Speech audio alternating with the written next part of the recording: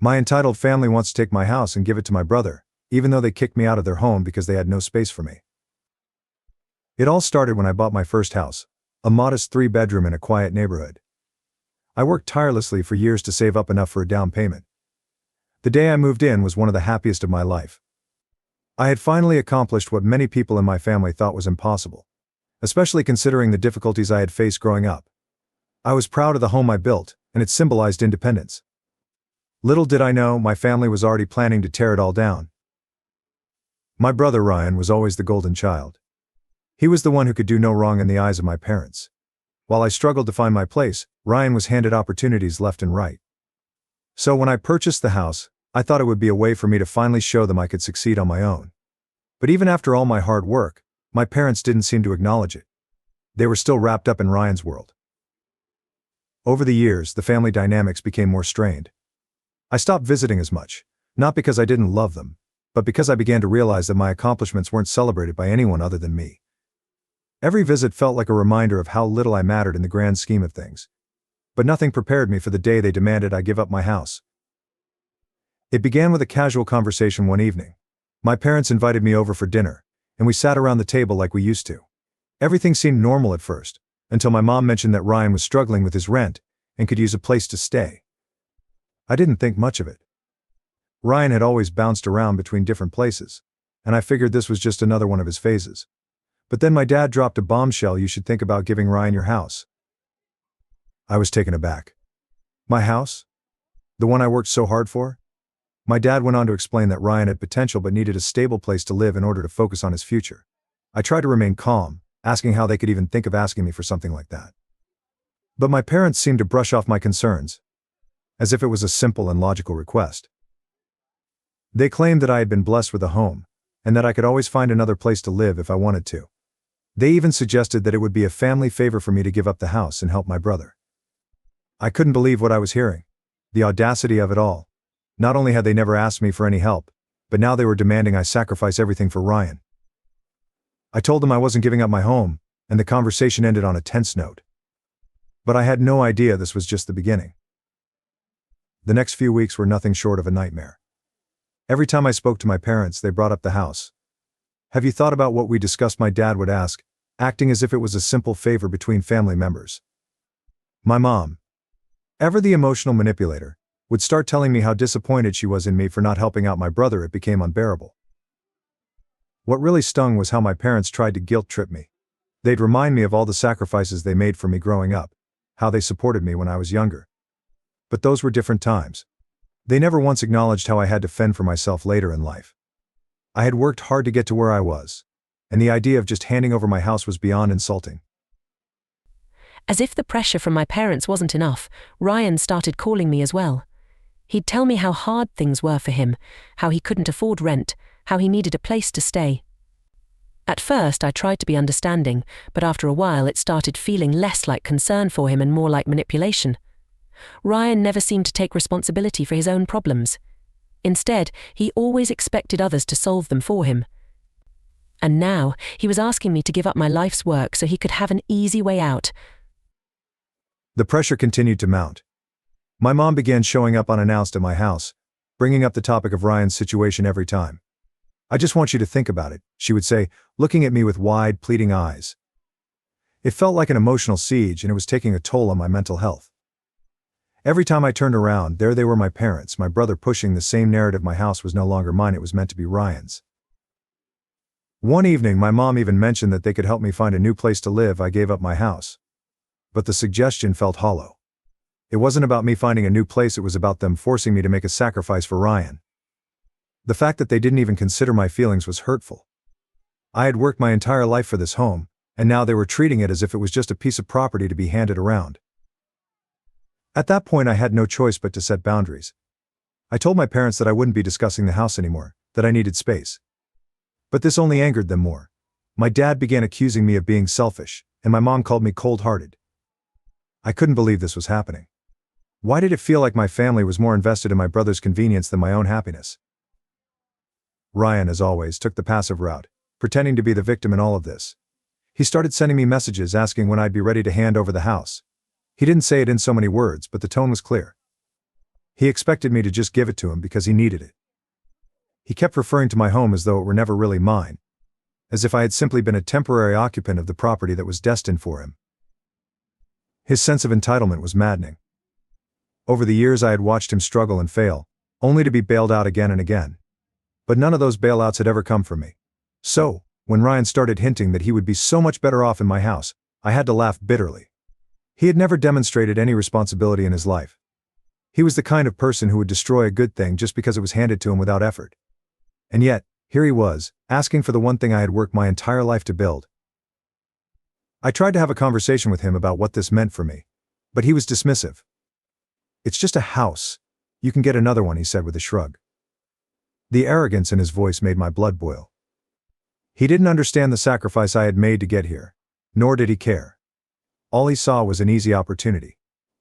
But there was no way I was going to let him take what I had built with my own 2 hands. Things began to escalate quickly. The rest of my family seemed to fall in line with my parents' views. My aunt, who had always been supportive of me, started making passive-aggressive comments during family gatherings. "It's just a house," she would say, with that same tone of judgment my parents had adopted. "Family is more important than property. Don't you think?" It was like they were all brainwashed into thinking that my success was theirs for the taking. I tried explaining to my relatives that my situation was different. I didn't have a backup plan. I couldn't just afford to give up everything I had worked for. But they didn't want to hear it. My cousins, who had always admired me, started looking at me like I was the villain in this story. The divide in the family grew deeper, and I began to feel more isolated than ever. The people who were supposed to support me were now the ones pressuring me to make a sacrifice that would destroy everything I had worked for. It wasn't just about the house anymore. It was about my value as a person. If I gave in to their demands, it would feel like I was saying that I didn't matter, that my hard work and achievements were insignificant. I couldn't let that happen. But every time I tried to defend myself, it felt like I was speaking into a void. My family didn't seem to care about my feelings, my sacrifices, or my future. One evening, my parents made their final push.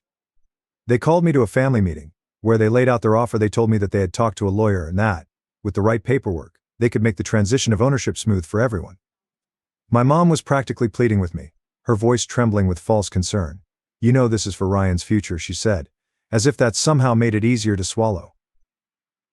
I couldn't believe what I was hearing. They had already taken it upon themselves to plan how the house would be transferred, as if they had the right to do so. They didn't even ask if I wanted to be part of the conversation. It wasn't just about them wanting Ryan to have my house anymore. It was about them taking control of my life, my decisions, and my belongings without any regard for my feelings. I told them, flatly, that I wasn't giving up my house. The silence in the room was deafening. My parents' faces fell and I could see the disappointment in their eyes. But I wasn't going to back down. I had reached my breaking point, and there was no way I was going to let them take everything from me. I walked out of that meeting feeling like I had just made the most important decision of my life. Little did I know, this was only the beginning of an even bigger battle. The fallout was immediate and brutal. The next day, my parents started calling me, demanding that I reconsider my decision. They played every card in the emotional deck. My mom cried on the phone, telling me how heartbroken she was that I wasn't helping Ryan. My dad, on the other hand, was cold and angry, telling me that I was being selfish and ungrateful. He reminded me of everything they had done for me growing up, and how I owed it to the family to help Ryan now. Ryan, predictably, took a passive-aggressive approach. He sent me a long, guilt-ridden message claiming that I was ruining his future by refusing to help him. He called me selfish and mean-spirited for not giving him the opportunity to get on his feet in my house. The more I read these messages, the more I realized that they had no idea what it was like to work for something and see it treated as expendable. This wasn't just about a house, it was about their complete lack of respect for me and my efforts. As the days passed, the pressure only grew. I began receiving texts and emails from extended family members, all of them echoing the same sentiment: I was in the wrong. My cousins, who had once admired me, now judged me harshly for not helping out. Even friends who I had confided in began to question my decision. The weight of it all was suffocating. It felt like I was the villain in a story I never agreed to be part of, but I knew deep down that I couldn't give in. As the weeks passed, the pressure didn't let up. It soon became clear that my parents were not going to give up. They began to subtly suggest that maybe it would be best if I moved out of the area entirely, so Ryan could have the house. My mom even mentioned that there were plenty of other houses around for me to buy. I couldn't believe what I was hearing. They were not only trying to take my home, but they were also trying to erase me from the picture entirely, as if my existence was an inconvenience. It didn't end there. My parents started spreading rumors about me to other family members, trying to turn them against me. They told everyone that I was being difficult, and that I had too much pride to help my brother. They painted me as the selfish one, the person who cared more about property than family. Meanwhile, Ryan played the role of the innocent victim who was just trying to get his life together. It became clear that my family was in full-on damage control mode. They were working overtime to make sure I would be seen as the villain in this scenario. The more I resisted, the more they twisted the narrative to make it look like I was the one causing trouble. It was a full-fledged campaign to make me look bad, and I had no idea how to stop it. The only thing I knew for sure was that I couldn't give in. The emotional toll of the situation began to eat away at me. I started withdrawing from social events, isolating myself from people I had once called friends. The constant barrage of guilt-tripping, manipulation and insults from my family felt unbearable. Every time I left the house, I felt the weight of their expectations pressing down on me. The idea that my home, my sanctuary, wasn't truly mine was maddening.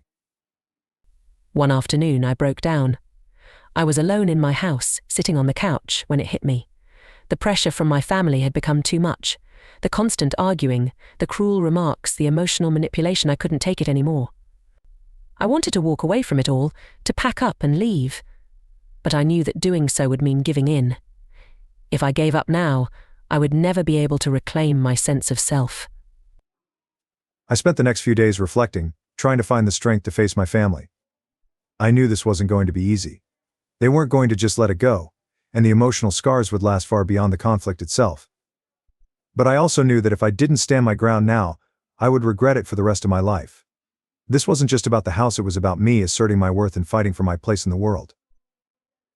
I decided to have one last conversation with my parents, hoping to clear the air once and for all. I invited them over to my house, where we could sit down and talk without distractions. The meeting was tense from the start. My mom immediately started in with her usual emotional tactics, telling me how much it hurt her that I wasn't supporting Ryan.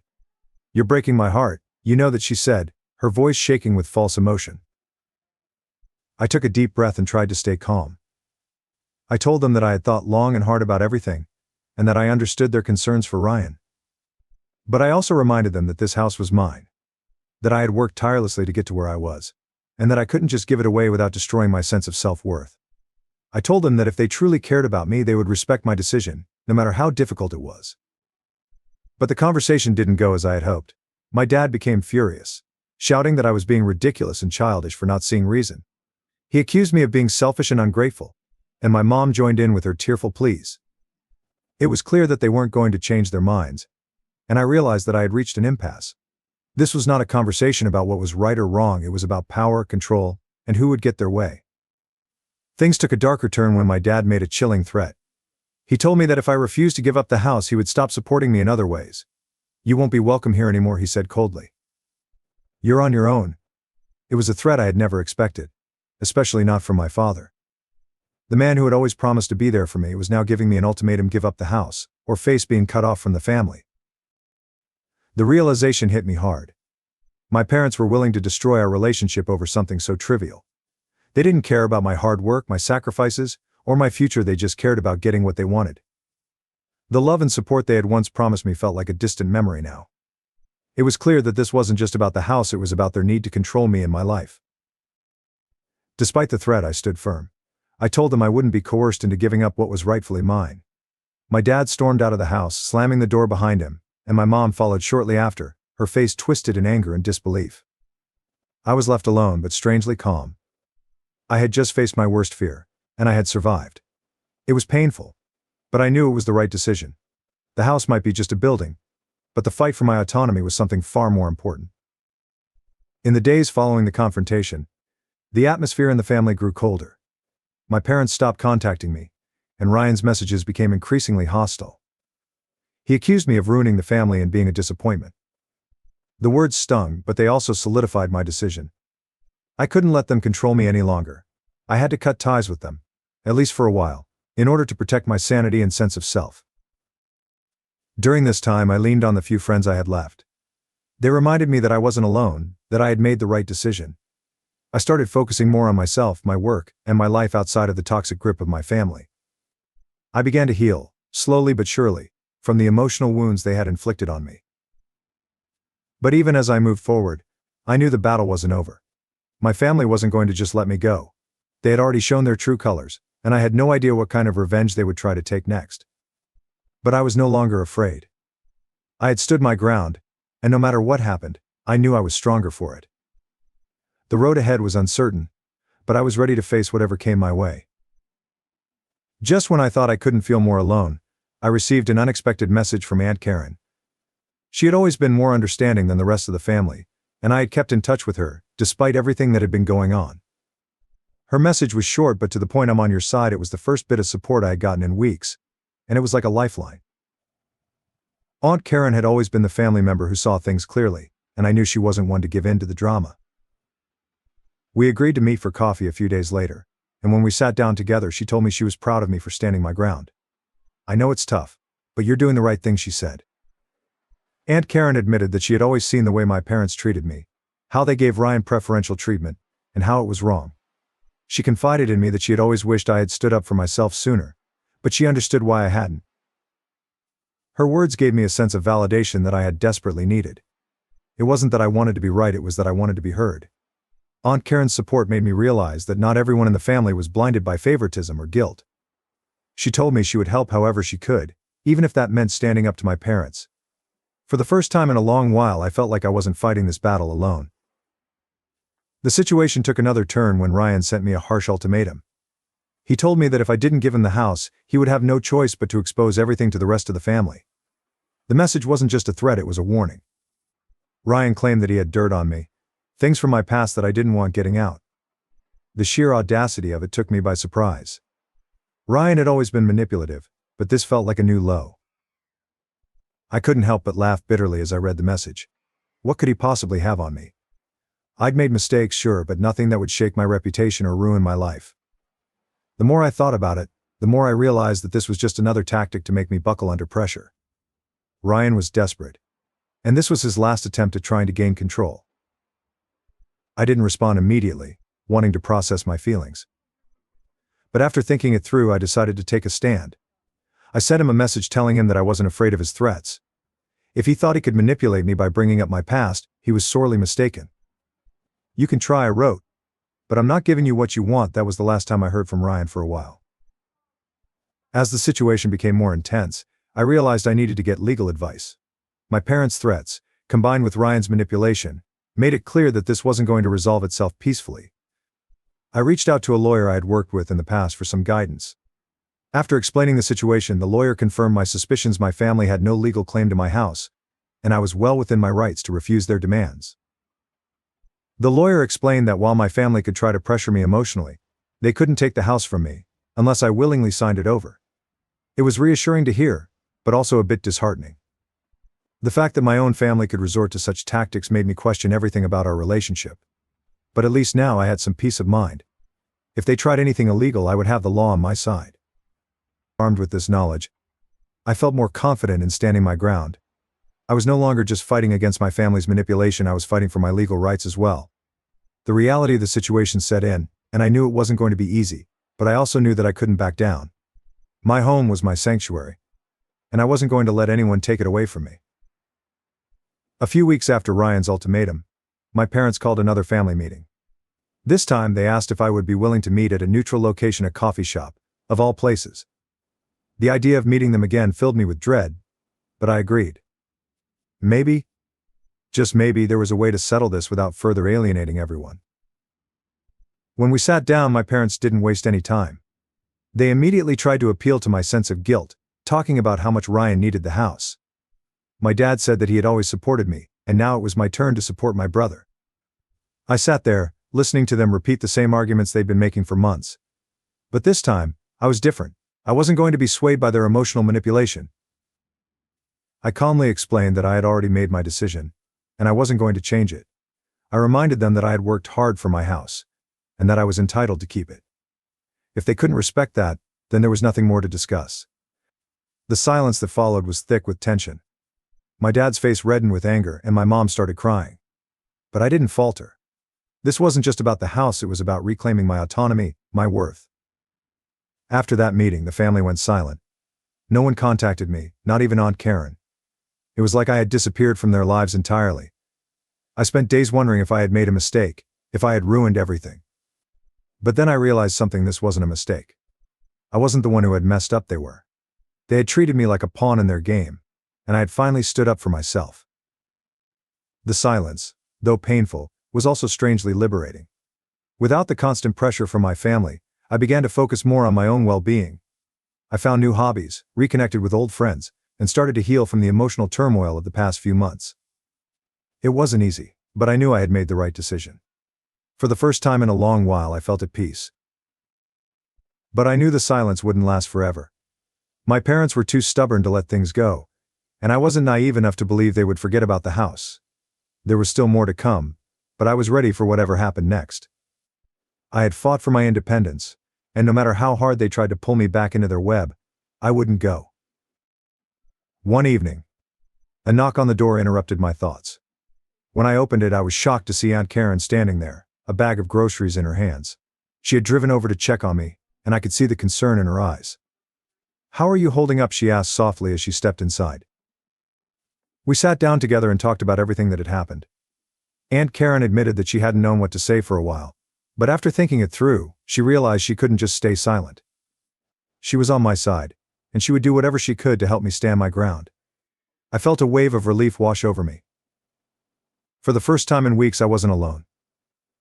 Aunt Karen's presence reminded me that not all of my family was toxic or manipulative.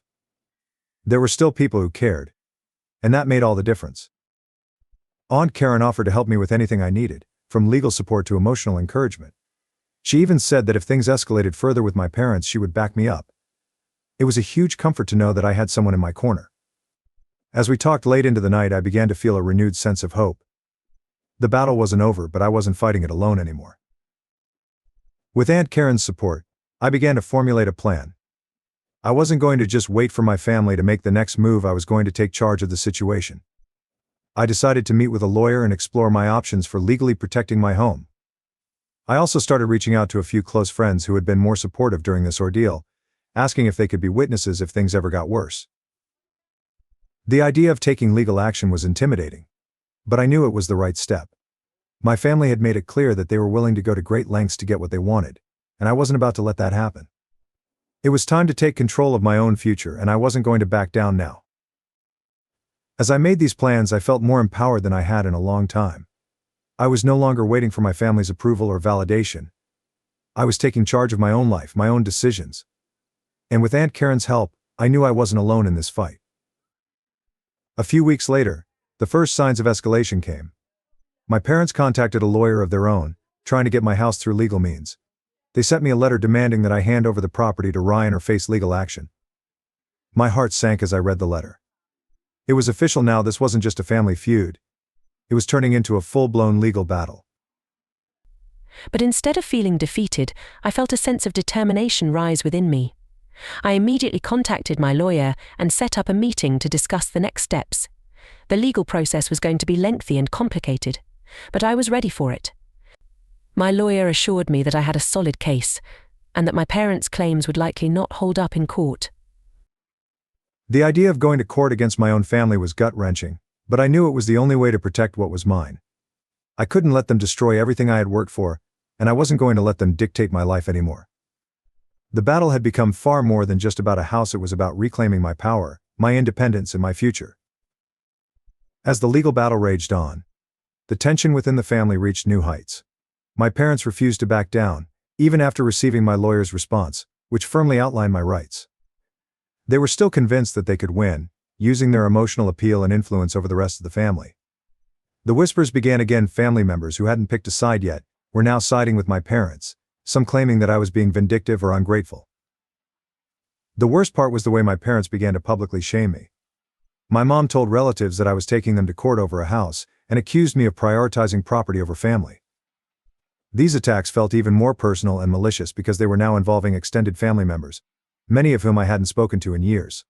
I was now facing the impossible task of defending myself against my own family, while also dealing with the stress of a legal battle that had no end in sight. There were moments when I questioned everything. It was hard not to be consumed by doubt when the people you love the most are turning against you. But every time I thought of giving in, I remembered how far I had come and how much I had fought for this house, for my independence. I wasn't going to let them rewrite my story, no matter how many times they tried to tear me down. It hurt, but I had to stay strong. The day of the court hearing finally arrived. The nerves in my stomach were overwhelming, but I knew it was time to stand up for myself once and for all. The courthouse was intimidating, and I was shaken by the thought of sitting in front of a judge with my family on the other side, accusing me of things I had never done. But I had spent months preparing for this, and I wasn't about to back down. My lawyer reassured me that we had a solid case, but the emotional weight of it all was hard to ignore. I looked across the courtroom and saw my parents sitting with their lawyer, looking as though they were ready to win. Ryan was there too, sitting quietly with his arms crossed. I could feel the tension in the air as the proceedings began. My parents' lawyer immediately launched into their argument, painting me as a heartless individual who was depriving Ryan of a fresh start. But my lawyer was quick to counter their points. We presented the paperwork showing that I had bought the house with my own money, and that my parents had no legal claim to it. My lawyer also highlighted the emotional manipulation they had been using against me, emphasizing the toll it had taken on my mental health. It wasn't just a legal case, it was a personal one. The judge listened intently, and I felt a glimmer of hope that I might finally get the justice I deserved. After hours of tense arguments, the judge finally called for a recess before delivering the verdict. My heart raced as I sat in the courtroom, surrounded by the hushed whispers of the onlookers. My parents sat in silence, their faces tense, while Ryan looked distant, like he was already preparing for the worst. I was trying to stay calm, but the anxiety was eating away at me. What if the judge ruled in their favor? What if I lost everything? The judge returned to the courtroom and delivered her decision. This court finds that the property in question is legally owned by the defendant, she said, looking directly at me. There is no evidence to suggest that the defendant has violated any laws or contracts regarding the ownership of this property. The request for transfer of ownership to the plaintiff is denied. I sat there in stunned silence for a moment, unsure if I had actually heard the words correctly. The reality of it began to sink in. I had won. The house was mine, legally and unequivocally. It felt surreal, but as the judge wrapped up the proceedings, I felt a sense of relief wash over me. This fight was over, and I had come out victorious. The days following the court case were a mixture of relief and reflection. I was finally free from the constant battle with my family, but the emotional scars would take longer to heal. My parents tried to reach out to me after the verdict, but I couldn't bring myself to talk to them. The trust was gone, and I knew that any further contact would only be a reminder of how far they were willing to go to manipulate and control me. As for Ryan, I never heard from him again. He had no interest in reconciling, and honestly, I wasn't sure I wanted to. The years of favoritism and manipulation had left me with a bitter taste in my mouth, and I knew that some relationships just weren't meant to be repaired. With the legal battle behind me, I started to reclaim my life. I focused on my career, my friendships, and my own well-being. I had learned so much from the experience about standing up for myself, about boundaries, and about the importance of being true to who I was. The house that had once been a source of stress and conflict became my sanctuary again, a symbol of my strength and resilience. Though my family's betrayal would always sting, I knew that I had made the right choice. I had fought for my autonomy and won, and that was something no one could ever take away from me. The future was uncertain, but for the first time in years I felt hopeful and empowered. This was my life, my home, and no one was going to take that away from me again.